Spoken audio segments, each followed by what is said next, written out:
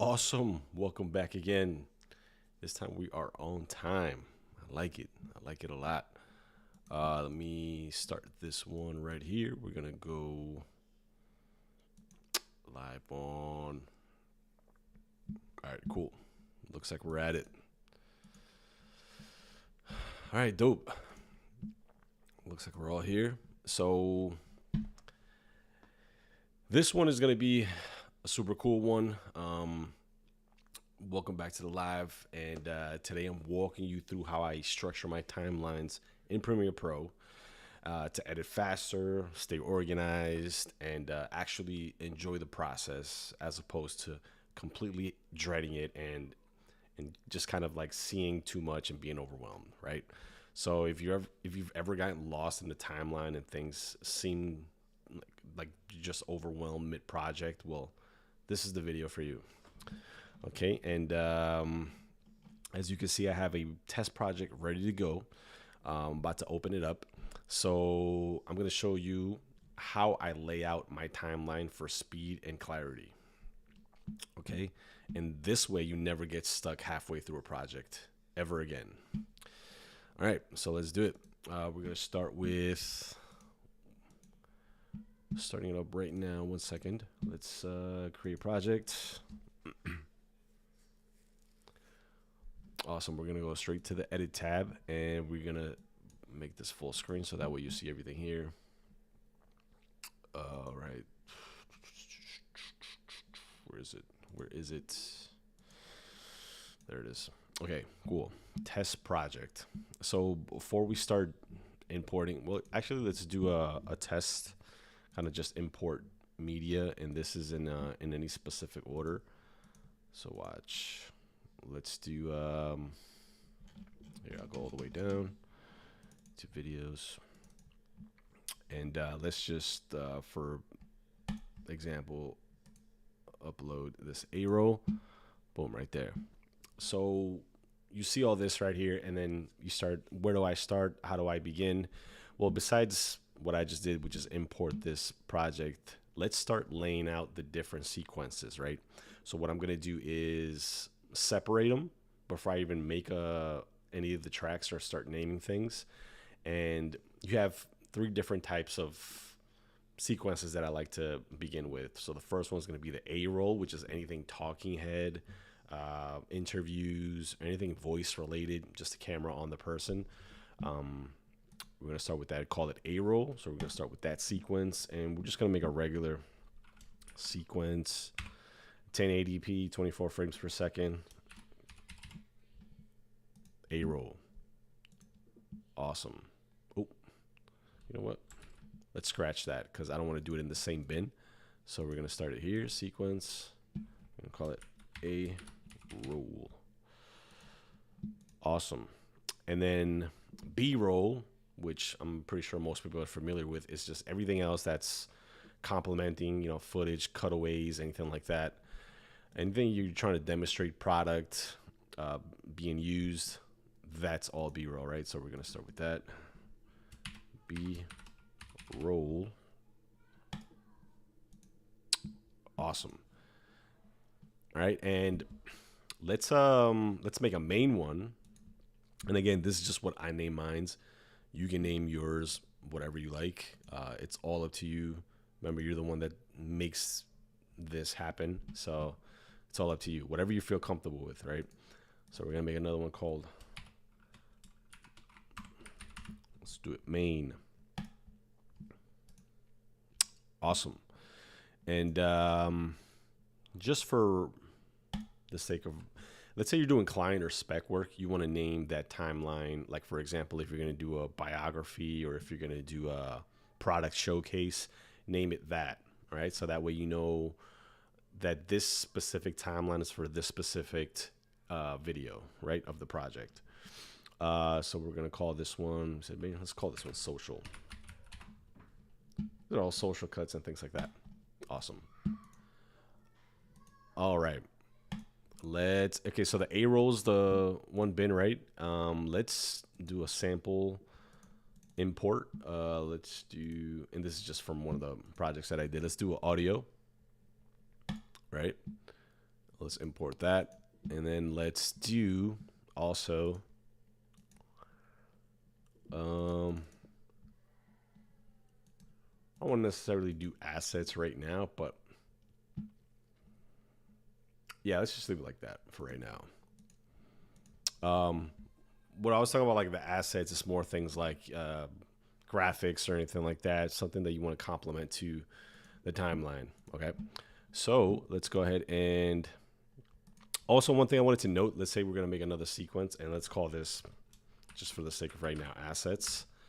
You can see the one on the timeline already. It has 3 video tracks and about 4 audio tracks. You could actually pre-select that and go to settings right here in new sequence and editing mode custom. You know, you have like the whole bunch of different presets, video frame size, audio, video previews. You can even save the preset. Color management, if you have something specific that you want, you can put that in there. And then right here, tracks, you can put video tracks, what number of tracks you want it to have. Let's start off with 5 video tracks. Cool, you go do all that. Do the same thing with the audios, and you can even name the audio tracks from right here, which is kind of cool. You know, put dialogue, sound effects, and all that, which we're gonna do on the timeline anyways. But yeah, you can do it just like that. Let's press OK. Cool. And that was assets. So let's go to main. That's the main one we're gonna do. And if, you know, for some reason you forgot to add the tracks, you could just do them right here. Add track or add tracks. Let's just do add tracks. Let's add 2 more, and then let's add 1 audio track. And you could right here direct it where you want it, after video, before the video, or the audio tracks after the audio, for whatever track you want. Let's do that. Cool. And let's say video 1. Let's say we want to make this. And again, this is the main sequence that we're going to do. So for example, the main video that we want, it's going to be all here. So all the A roll, which is like the extra audio and thing. I'm sorry, not the extra audio, but the extra roll. So let's do a test one. This is I'm sure this is something we could use. All right, for example, let's say that this is the audio that we did, right? And we want to cut it up.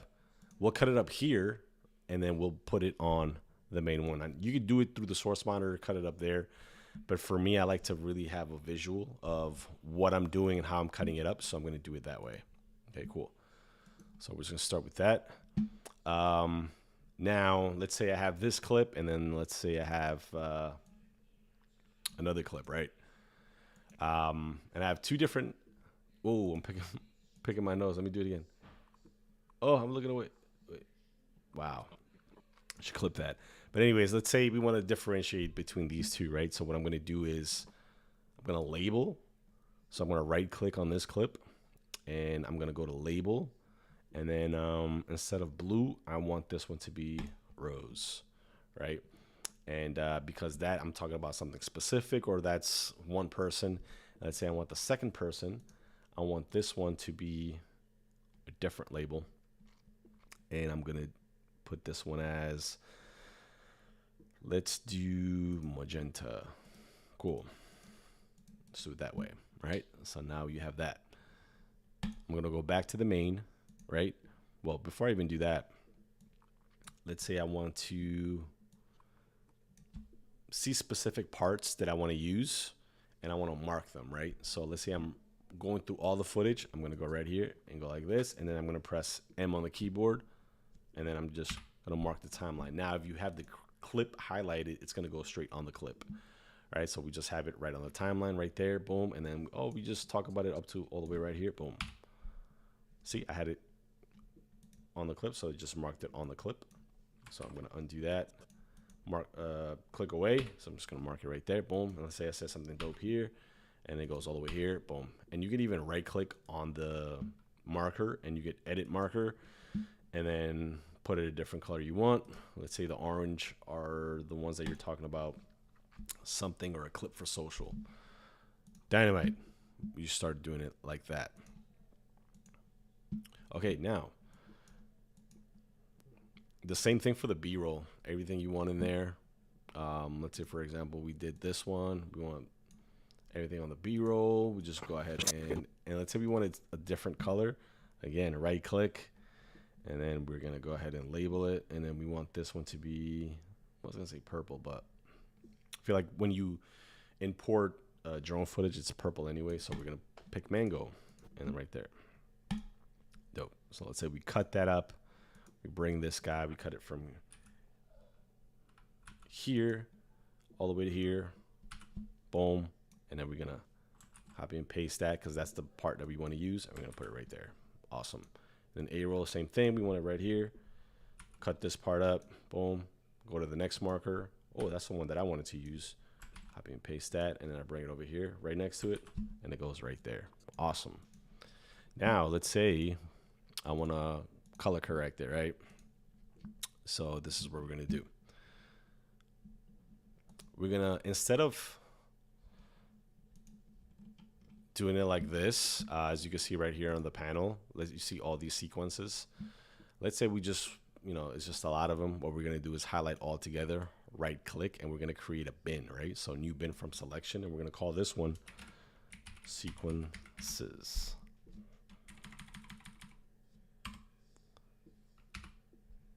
Boom. So now it's all cleaned up, right? And now you have the A-roll is right there. Audio is whatever it is. All the audio is in there. That same bin. And sequences are all right there. It's nice and cleaned up. Awesome. All right. And let's say for the audio, we also want to name it something. We could do it that way as well. All right, now let's move on. And again, one thing you want to do is always keep your A-roll and your B-roll on the main sequence on a different track, because you always want to go back and differentiate between the two when you're looking right at it. So let's say, for example, this rose was the B-roll, right? We want it on the track number 2, right? So when we name it, and then the A-roll will just be on track number 1. That way, if I'm looking at it, or if I just want to color grade or put in a new nest, just the A-roll, I could just do that, or I could just do the B-roll, right? Cool, awesome. Now, we're going to go to...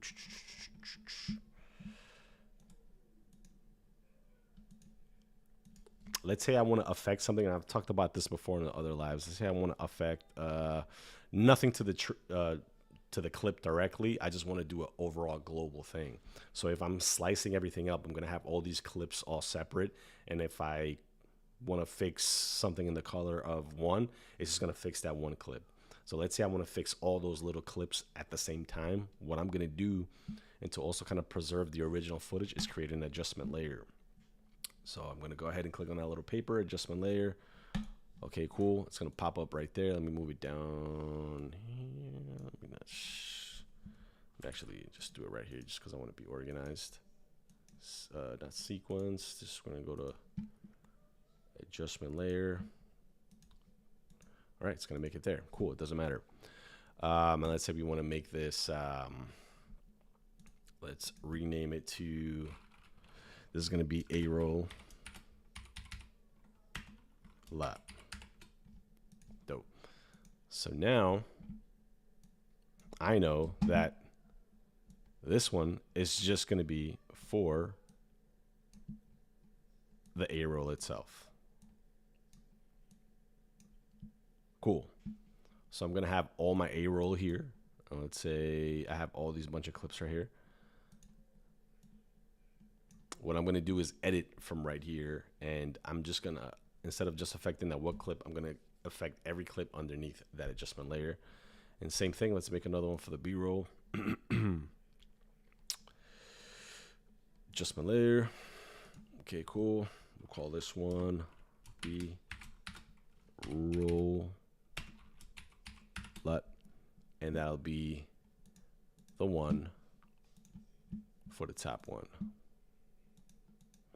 Let's refresh that.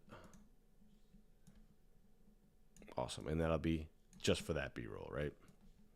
and then it'll affect everything on that B-roll.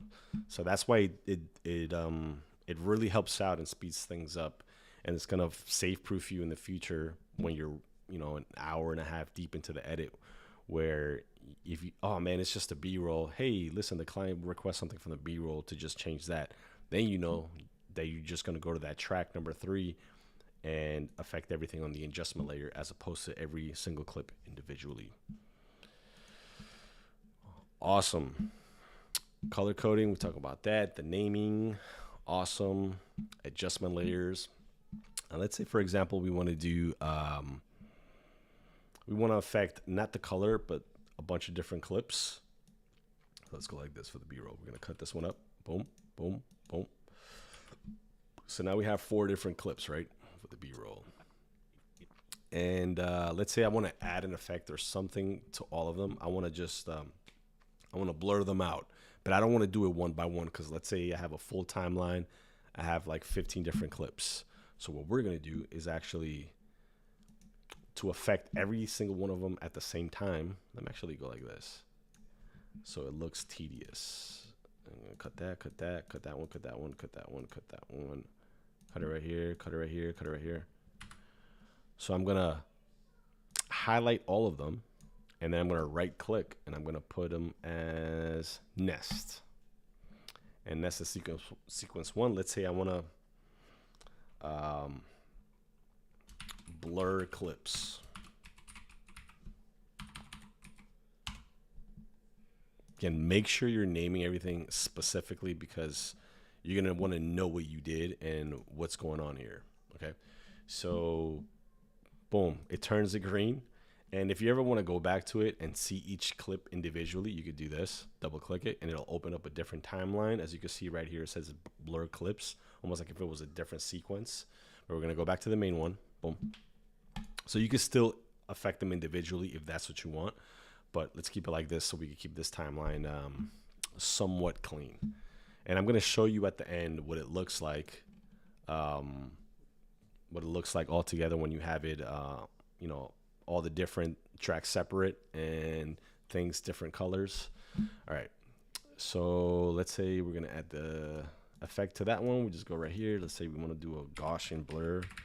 Let's look for it. Oops, spelled that wrong. Okay, there it is, Gaussian. And then I put it right here. All right, and then I'm gonna affect it. Go down. Where's my Gaussian blur? Right here, and then it's gonna blur everything, right? So you see every single clip there is blurred if you scroll all across right there. Excellent. And again, you can still go back and affect each different clip individually and have it there, but the global effects are going to be in the nested sequence. So that's another way to keep everything nice and clean. All right, let's see. So remember, adjustment layers. Their adjustment layers equal non-destructive freedom, all right? And again, if you're doing things clip by clip, if you're color grading clip by clip, you're wasting time. You could, definitely optimize that. All right, let's see what else we have here. Ripple edit in the razor tool. I've showed you guys that one already. That's the B, whereas the C where you could really cut everything. I could actually link the other videos for that. Let's see. And again, even from here, let's say you did the timeline and we spoke about the markers. This is the main timeline, but let's say you see once you edit everything that you want something for social. Again, click out of everything on the timeline and say, oh, right here, it looks pretty awesome. Mark it right there. Next one, mark, boom. And the as soon as you press a marker, it's automatically green. But let's say, for another editor or another client, you would be like, hey, listen, yeah, all the markers that you see that are yellow, those are the social ones. So boom, that one's a social one. And then the green ones are where there's a possible error or we want to switch that clip out. So you can mark all that right there. So let's say, I like the yellow ones. I drop a yellow marker every time I want to do something for social or I see something for a potential clip for social. So again, it's whatever your favorite color is, do that. All right. Stop scrubbing forever, drop a marker, find it fast later.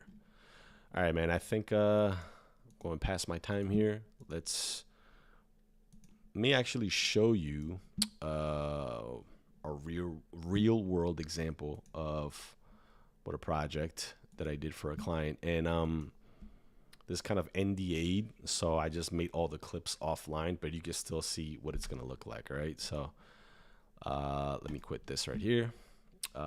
Save project. No, don't save that. Please do not save that. And let me open it up here so you can see what that looks like.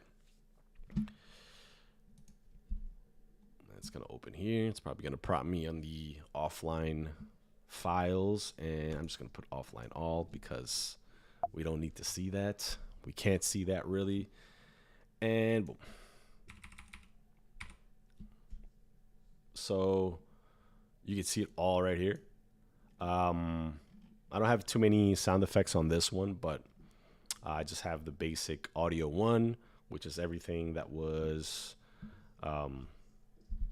talked about in the interview. And then the second one is just kind of like a baseline background sound. And then right here, between 1 and 2, I had two different cameras. So it's A cam track 1 and then B cam track 2, and then the A roll LUT on the video track 3. And then I also have right here B-roll LUT on number 5, and all the B-roll is on 4. I put some of it 5 as well. I think I had to do some adjustments based on some of them were a little bit too low light and then overexposed. Again, I didn't shoot this. So you can see the adjustment layers there, and you can see right there throughout the sequence, and they're all color coded. One of them's like red, the bottom was like rose, so they kind of look similar. And you could also see the markers right there on the top, green and the reds, and that's where I marked mostly where the the B-roll was going to be at. And boom, yeah, I have the sequences right here, and there was a bunch of different edits that I had to make for this. So let's even do this. Like, I don't even see it. I had to put a logo here. The audio ones, see, I didn't make an audio one, so that's something that, shame on me. But yeah, that's what it would look like when it's all completed right there. Boom, nice. I had a different one right here. Case studies, it's nice and complete right there, boom, different colors. They're all nice and set on the timeline. There's another case study right here. You see the markers on there. See, boom, different A-roll tracks, B-roll right there. Boom. See? Tracks are all laid out, and that's what you want. See, and this is the A-roll track, and see the bunch of different ones. And you could organize this a different way. There's a method to my madness, but look, these are all the ones how they were all clipped. See, they're all cut. And yeah, that is what it is. Awesome. And I think that's pretty much it. And again, this is the timeline that got me through like 3 rounds. I think it was 3 rounds. So it wasn't that bad. Maybe like 3 or 4 rounds of client changes, and I never had to start over. I just went back and fixed exactly what they needed to. One area, one sound, a lighting, replace this, and it was super easy to just go back to the timeline and take it out. Simple as that. If you have any questions, and if you're rewatching this on the replay, drop your questions, timeline, workflow, or even Premiere specific stuff. Like, let's talk shop. Let me see what else. And if you got value out of this, follow, let me know, and subscribe on the YouTube channel. And I'll be live again tomorrow. I do these weekly, and I cut them into tutorials for all y'all. So I think that's pretty much it. And let's just kind of recap what we did. So we did the timeline setup walkthrough. We did the bins, labels, naming conventions, the nesting, the adjustment layer, a couple little habits that I do to save time, and I showed you a real world application. All right, so thanks for watching. I appreciate you guys. And let me just end it right there. And I will